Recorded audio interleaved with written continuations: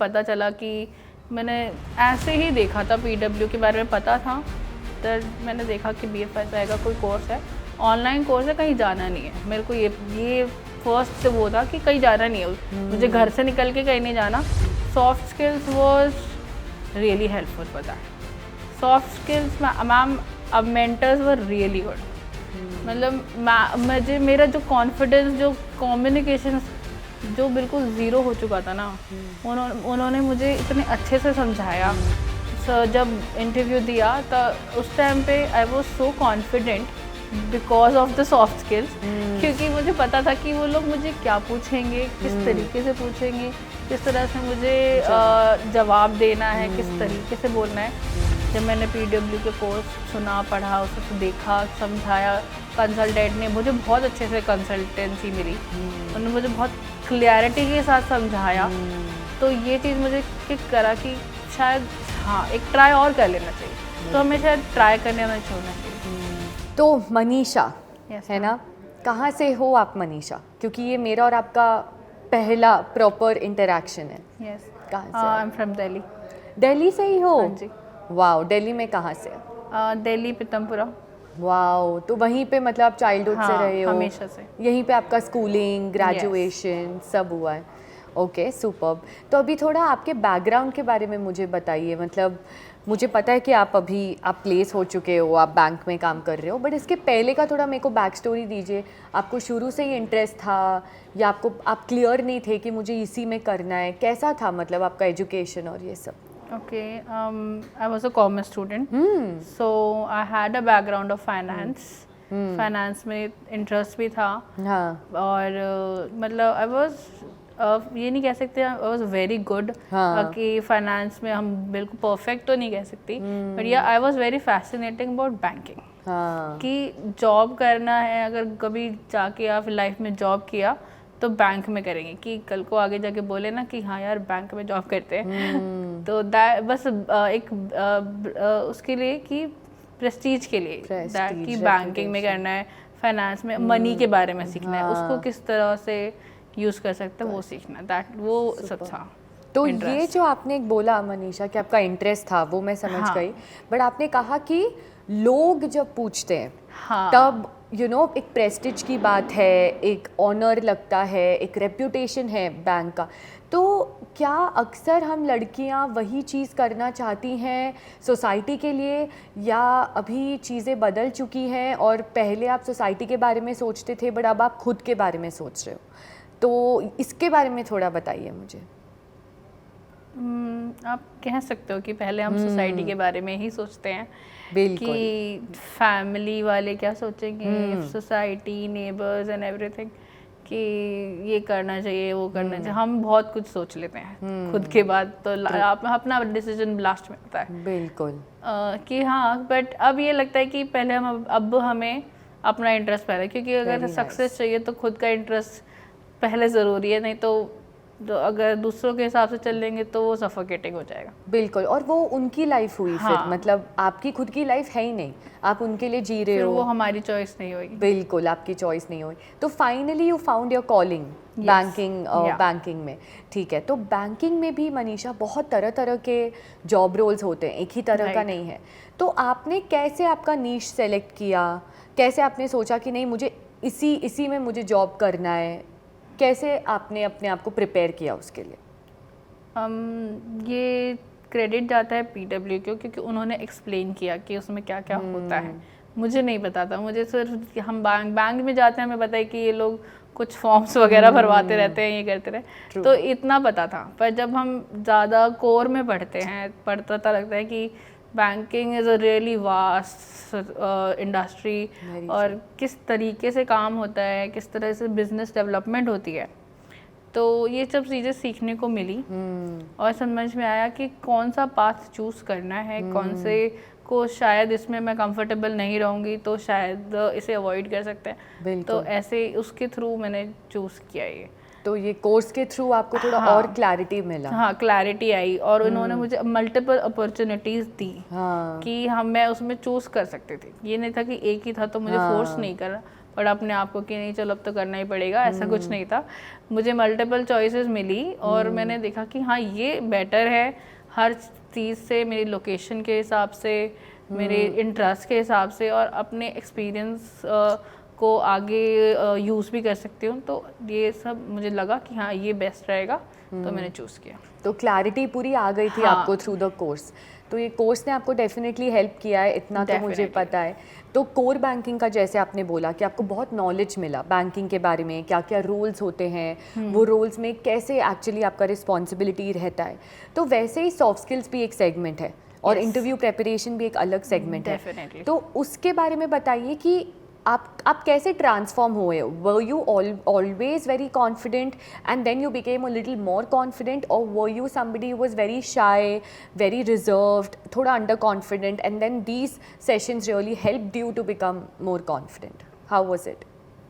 Okay ma'am, पहले जब कोई ग्रेजुएशन फिनिश करता है, वो एक एक्साइटमेंट रहता है कि बस अब तो काम करना है, सैलरी आएगी, दैट काइंड ऑफ थिंग है कि फर्स्ट सैलरी जब आती है बंदा कितना खुश होता है। तो तब तो बहुत एक्साइटमेंट था। मैंने 2018 में ग्रेजुएशन किया था, 20 में जाके मुझे जॉब अपॉर्चुनिटी मिली। तो मुझे जो पहली अपॉर्चुनिटी मिली मैंने ग्रैब कर ली। तो as a fresher it was like fine कि ठीक है अभी एचआर में है, कोई बात नहीं, एक्सपीरियंस ले लेते हैं।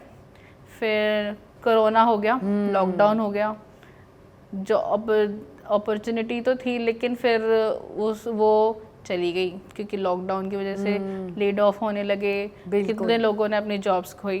तो I was one of them. मैंने सिर्फ 6 मंथ्स वर्क किया था तो मुझे निकाल दिया क्योंकि आई वाज अ न्यू कमर। फिर आई वाज लाइक स्टक, 2 साल लॉकडाउन था, करियर में गैप आ गया, फिर फैमिली में इश्यूज आने लगे, हेल्थ इश्यूज आ गए, फाइनेंशियल इश्यूज आ गए।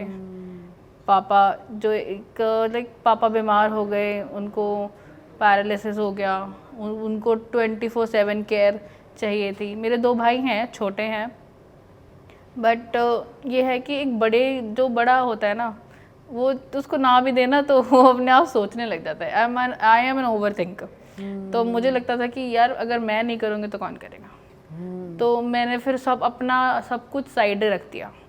मैंने कहा ठीक है अभी मैं अपनी मॉम के साथ हूँ, वो जैसा उनकी हेल्प करूँगी अपने घर में, जितना मुझे ज़रूरत है मैं उतना वो करूँगी। करा, बट मेरे फादर नहीं हुए बेटर, उनकी हेल्थ डिटेरियोरेट होने लगी बहुत ज़्यादा ही। और फिर एक पॉइंट आया, फिर वो उनकी डेथ हो गई। उनकी डेथ के बाद तो बहुत ज़्यादा ही सिचुएशन ख़राब होने लगी क्योंकि वो ही सोल अर्नर थे। और ये होता है ना कि एक हेड ऑफ़ द फैमिली सिर्फ उनका ना होना बहुत था, कि वो उनका ना सिर्फ होना बहुत था, और अब वो नहीं रहे तो ऐसा लगा कि अब तो क्या ही हो गया। और एक एज अ गर्ल जब फादर चले जाए ना, अभी मैं स्माइल तो कर रही हूँ पर अंदर से आई एम शिवरिंग। तो ये हो रहा है कि अब वो उनका होना बहुत था। सबसे पहली सिचुएशन तो ये थी कि अब क्या, लाइफ तो बची ही नहीं, अब क्या करेंगे, अब क्या फ़ायदा कुछ भी करके। जॉब करेंगे तो क्या, किसको दिखाएंगे, कि कौन बोलेगा कि हाँ भाई प्राउड है कि मेरी लड़की ने कुछ करा है। फिर उनके जाने के बाद मेरी मॉम की हेल्थ बहुत ख़राब हो गई क्योंकि उनको भी बहुत लगा कि अभी तीनों बच्चे, वो ये होता ना कि माँ बाप के लिए क्या तो जॉब हो जाए और शादी हो जाए। तीनों बच्चे, अभी लड़की भी शादी नहीं हुई, कोई सेटल नहीं है, और अभी से ही पापा चले गए हैं, क्या मैं अकेले क्या करूँगी, हाउसवाइफ हूँ। तो ये सिचुएशन बहुत ही ख़राब हो गई। थोड़ी फाइनेंशियल स्ट्रगल्स होने लगे, ठीक है करने लगे, थोड़ा बहुत हाथ पैर मारने लगे, स्ट्रगल्स थे, साइड हसल्स हो रहे थे, बट उस तरीके वो कह सकते हैं कि नीड्स पूरी हो रही थी, पर उस लेवल तक कि ये नहीं हो, सोच भी नहीं पा रहे थे कि ड्रीम्स भी पूरे होंगे कभी। बट फिर ऐसे ही चलता रहा। फिर आगे एक बंदा पहले से ही इमोशनली, जब मैं इंटरव्यूज़ के लिए जाती थी वो लोग मुझसे पूछते थे कि गैप क्यों है, ये चीज़ एक्सप्लेन नहीं कर पा रही थी मैं। तो स्टैमर होने लगा और कॉन्फिडेंस ज़ीरो होने लगा, मोरल ज़ीरो हो गया, खुद भी मतलब हेल्थ वाइज भी फिर अपने आप को इग्नोर कर दिया बिल्कुल ही। फिर ये रहा था कि अब घर है, मम्मी है, फैमिली है, बस यही देखना है। 4 साल हो गए, 3 साल पापा को हो गए। तो उसके बाद अब जब मुझे पता चला कि मैंने ऐसे ही देखा था, पीडब्ल्यू के बारे में पता था, तब मैंने देखा कि BFSI का कोई कोर्स है, ऑनलाइन कोर्स है, कहीं जाना नहीं है। मेरे को ये फर्स्ट वो था कि कहीं जाना नहीं है, मुझे घर से निकल के कहीं नहीं जाना, मैं इन्हें भी देख सकती हूँ और मैं कुछ कर भी सकती हूँ शायद। तो मैंने करा, ठीक है, मैंने ट्राई किया पहले कंसल्टेंसी, फिर मेरे को था कि कैसे करूँगी। सारी बातें ना, पैसे मांगना बहुत वो लगता है, जब इतने बड़े हो गए अब ये भी, अब हर छोटी छोटी चीज़ों के लिए वो मांगना बहुत बुरा लगता है।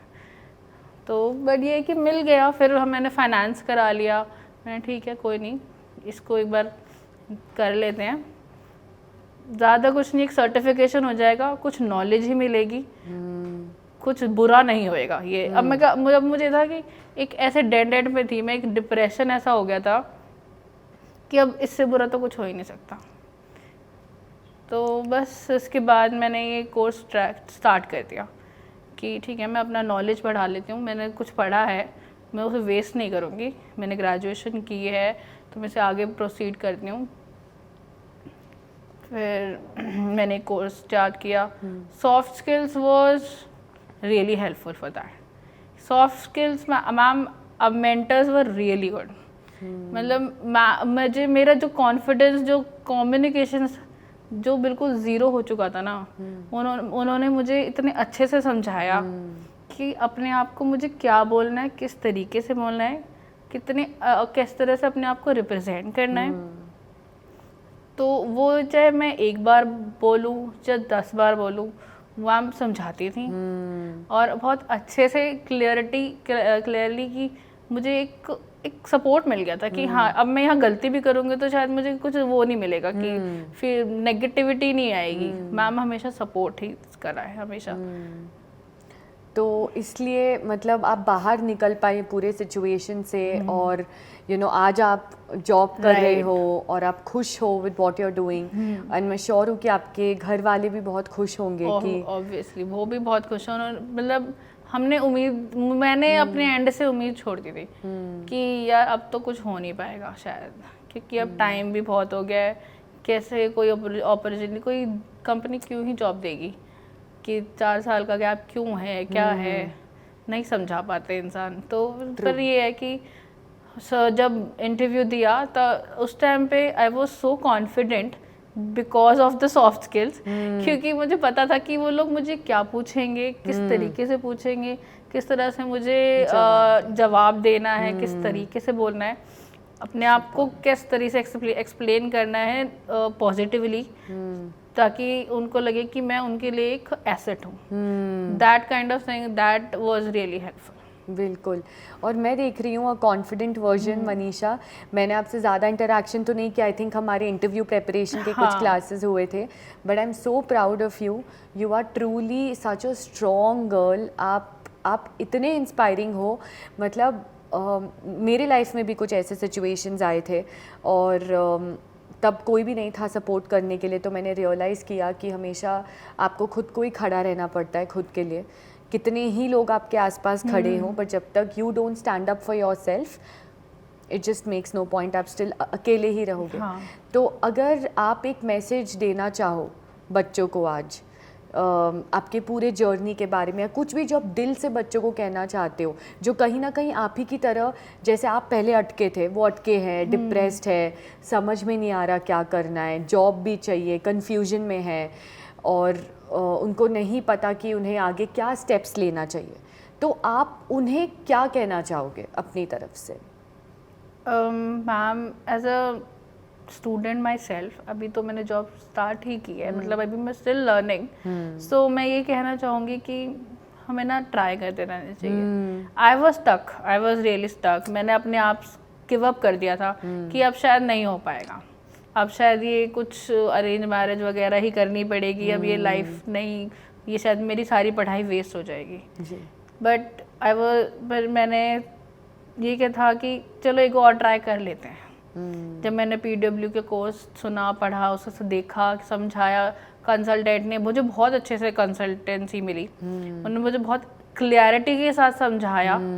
तो ये चीज़ मुझे किक करा कि शायद हाँ एक ट्राई और कर लेना चाहिए। तो हमें शायद ट्राई करने नहीं छोड़ना चाहिए, क्योंकि नुकसान कुछ नहीं होगा, कुछ फ़ायदा ही होगा, नॉलेज ही बढ़ेगी, अच्छा ही कुछ मिलेगा, कुछ बुरा ही नहीं होगा। बिल्कुल सुपर्ब। तो आपके ये मैसेज से मैं एक लाइन कह सकती हूँ कि कोशिश करने वालों की कभी हार नहीं होती, तो कोशिश करती रहनी चाहिए। Obviously. And you're a live example for that, Manisha. So thank you so much for joining us. Welcome, and we are very, very proud and very happy for you. Thank you, ma'am. Thank you.